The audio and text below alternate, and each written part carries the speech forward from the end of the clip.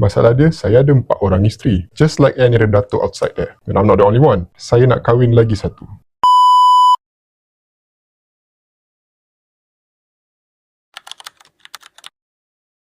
Selamat tengah hari, Datuk. Selamat tengah hari, Puan. So, inilah ya Liana the lawyer. Ya, Datuk. Thank you for choosing me to consult with. Ada apa saya boleh bantu Datuk pada hari ni? So actually saya kenal ramai je lawyer dekat luar sana. Tapi saya decide time ni saya try lah. Liana, mungkin awak boleh? Datuk ada masalah apa, Datuk? Macam ni. Masalah dia, saya ada 4 orang isteri. Just like any other datuk outside there. And I'm not the only one. Dan saya nak kahwin lagi satu. What is your advice for me? Datuk tahu kan, dalam Islam lelaki boleh kahwin 4 sahaja. But I got my friend, dia tak payah ikut pun kota tu. Dia punya girlfriend is in every country. Setiap satu negara dia pasang satu. So you think I cannot have that? Bukan, Datuk, macam ni. Datuk datang kat saya untuk nasihat guaman yang berlandaskan undang-undang. Saya boleh suggest Datuk ada 4 orang isteri kan? Jadi Datuk nak kahwin lagi satu. Ada mana-mana daripada isteri Datuk sekarang ni yang Datuk maybe tak happy with? Mungkin Datuk boleh consider untuk bercerai kalau betul Datuk nak sangat tambah lagi satu secara legal. Tapi masalah dia, saya nak tahu macam mana saya nak explain dekat diorang before kita proceed to this step. Explain dekat isteri-isteri Datuk Betul? pasal Datuk nak tambah lagi satu ni. Betul. Isteri-isteri Datuk ni boleh ceritakan macam mana setiap satu ni? Okay. So, isteri pertama saya okay. Marvelous. Dia hajah, dia bernikah, apa yang dia buat dan apa yang saya buat semua dia reda je. Dia tak kisah apa saya buat. So, okay. That is very good. Dan untuk isteri kedua saya, dia sedikit complicated. Dia selalu gaduh dengan saya punya third wife. Gaduh pasal apa tu, Datuk? Dia kata dia ada hak lebih. Dia shareholder dan director syarikat saya. Well, I didn't know why she has the gut to say that. Sebab semua syarikat ni, I build it with my hand. Saya buat sendiri. Saya hanya bagi diorang the share and directorship as maybe a token of appreciation je untuk wife saya. Nothing more than that. So, ada isteri ketiga pun nak shares dan directorship juga. Tapi saya rasa dia tak sesuai. Kenapa Datuk rasa dia tak sesuai? Well, background dia hanyalah seorang beautician before this. Saya ingat nak bagi dia modal untuk buka apa yang dia nak, which related to dietitian. That's the only plan. Beautician ke maksud Datuk? Betul, beautician. Okay. Kemudian, ada apa-apa lagi isu yang berbangkit, Datuk? Tapi, dia nak directorship juga. Walaupun saya dah offer dia, saya bagi dia modal, you go open up your beautician punya business. Tapi nak directorship juga. Understood. Diorang bertiga ni tahu tak pasal isteri keempat? Belum lagi. Sejujurnya, mereka bertiga belum tahu lagi yang saya ada isteri keempat. I see. Jadi sekarang ni Datuk nak tambah lagi seorang macam mana, Datuk?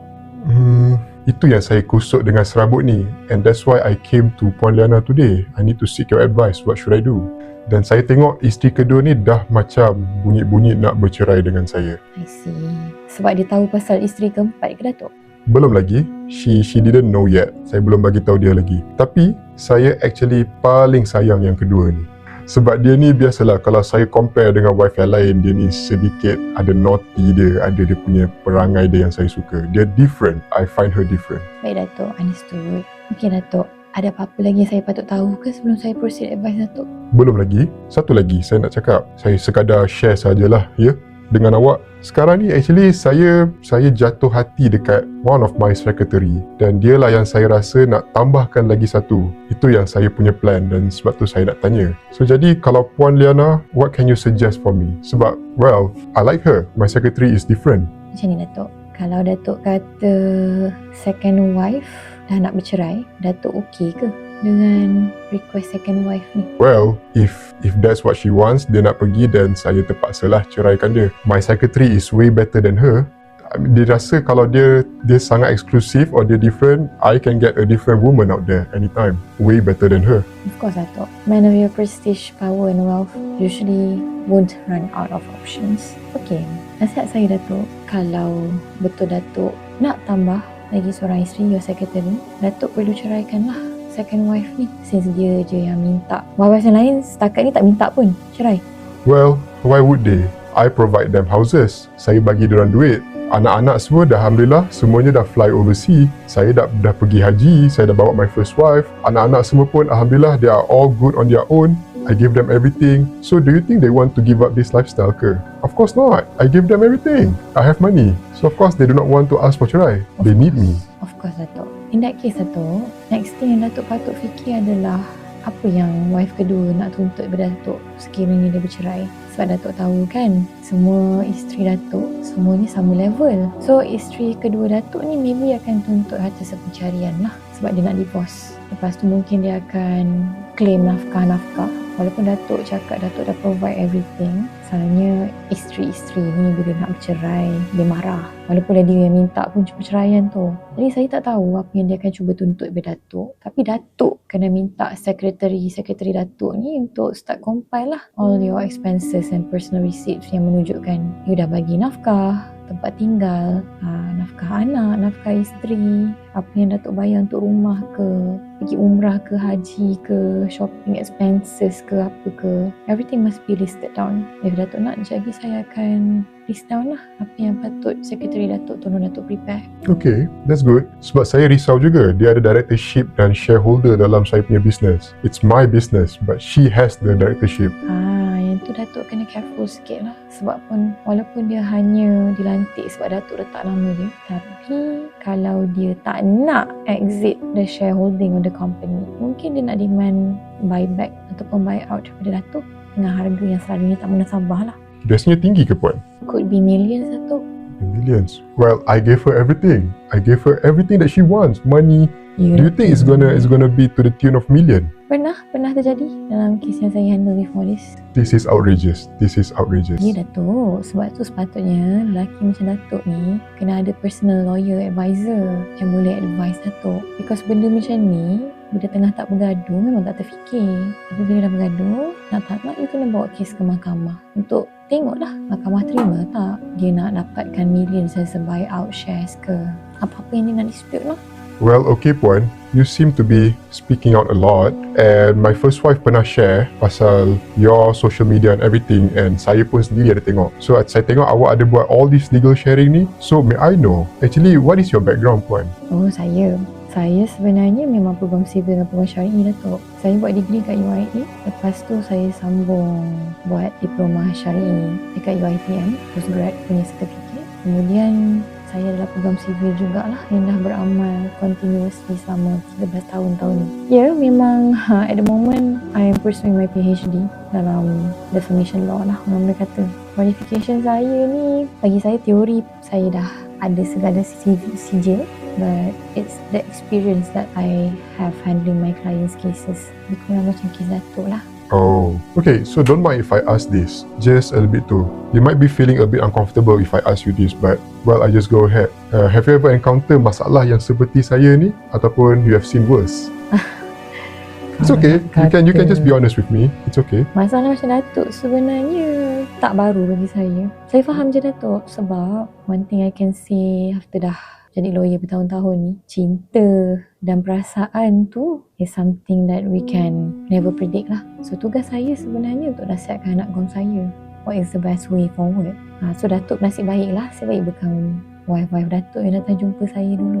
If you are my client, of course I would advise the best possible way for you to get the best outcome. Right now, I do feel that if your second wife ni serious, then you should make and buat preparation daripada sekarang. Jangan tunggu sampai dapat surat saman. Sebab kalau Datuk tunggu sampai dapat surat saman without proper preparation, takut Datuk tak sempat nak jawab dan kumpul bahan bukti. Mungkin second wife Datuk boleh masuk injunction ke untuk try susahkan hidup Datuk lah. Kalau dia jumpa lawyer yang pun boleh advise dia benda-benda yang baik untuk dia, untuk the best outcome for her. So you have to be careful lah Datuk.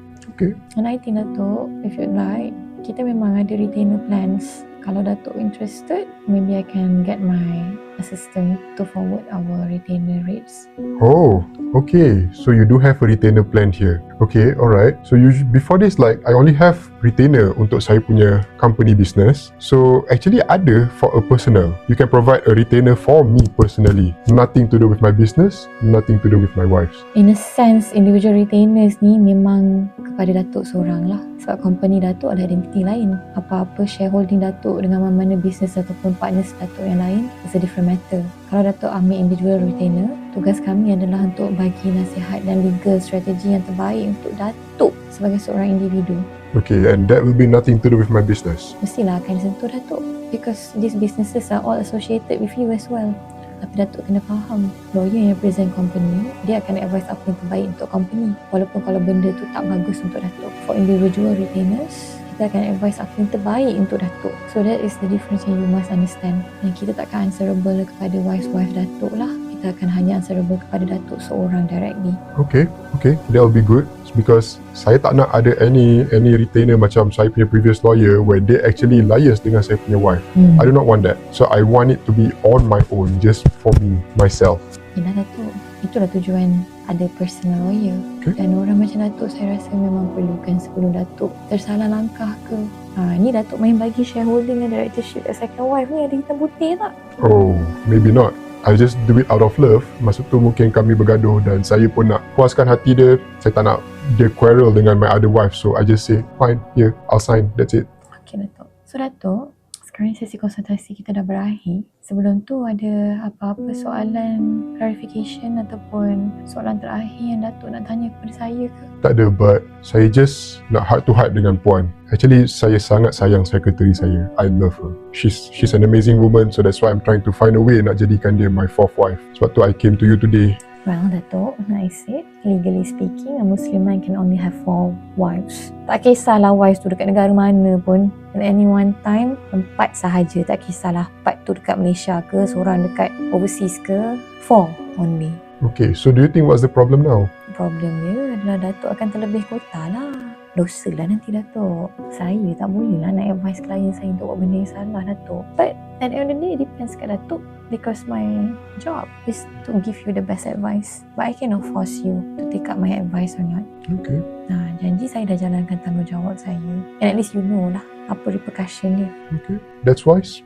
Baiklah. Kalau Datuk teruskan dengan perkahwinan kelima ni, mungkin any one of your wives akan bawa kes ke mahkamah syariah untuk challenge the pernikahan atas dasar tak valid. So sebenarnya pernikahan tak valid lah nanti Datuk. That's the most probable outcome lah. Melainkan Datuk ceraikan isteri kedua tadi. Okay, that is something for me to think. Okay, then if that's the way, I have to go somewhere juga. My driver is down here. I had a different business meeting I need to attend. So, thank you so much, Puan. I need you to send me the bills for today and please let me know how much is the retainers and everything. Share me the information about the retainers. I might be a little busy. Can you send it to my secretary, Zurin? She will attend to you. Sebab I have to take a flight to London tonight. I'll be seeing my daughter somewhere around tomorrow if sampai awal lah. Yeah, that's the plan. Okay. So please send it all to Zurin, okay? Alright, we will email it juga selain daripada WhatsApp. Okay, thank you so much Datuk for coming. Okay, thank you so much, Puan. I'll see you again. Bye Datuk. Thank you.